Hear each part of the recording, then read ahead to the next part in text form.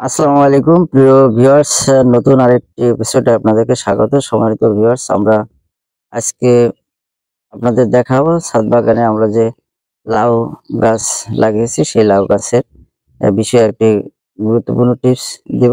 সম্মানিত ভিউয়ার্স, আজকে ফেব্রুয়ারি মাসের 3 তারিখ, যেদিন আজকের এই ভিডিওটি আপনার রেকর্ড করা হয়।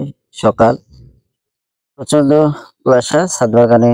আপনারা জানেন যে আমরা যারা ছাদ বাগানে চাষ করি ছাদে, আমরা কিন্তু বিভিন্ন পেশায় নিজেদের বিভিন্ন কর্মে অবসর সময়টা আপনার এই ছাদ বাগানে সময় দেওয়া হয়।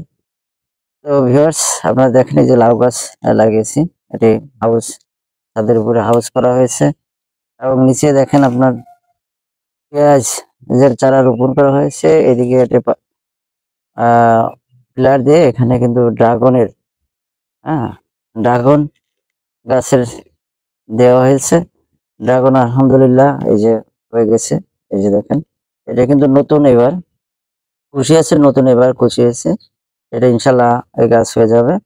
আর পাশে আমরা লাউয়ের চারা দিয়েছিলাম এই হাউজে।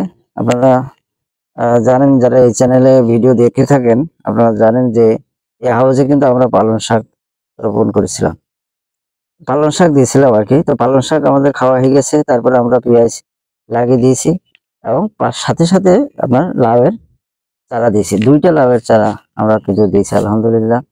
লাউয়ের দেখেন আপনার ফুল চলে আসতেছে। তো আমরা এটার বান দেওয়ার মতো কিন্তু হয়ে গেছে, আমরা বান দেব।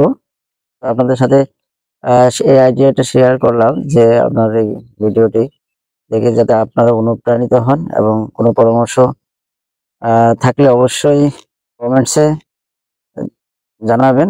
সম্মানিত ভিউয়ার্স, সবাই ভালো থাকবেন। আল্লাহ হাফেজ।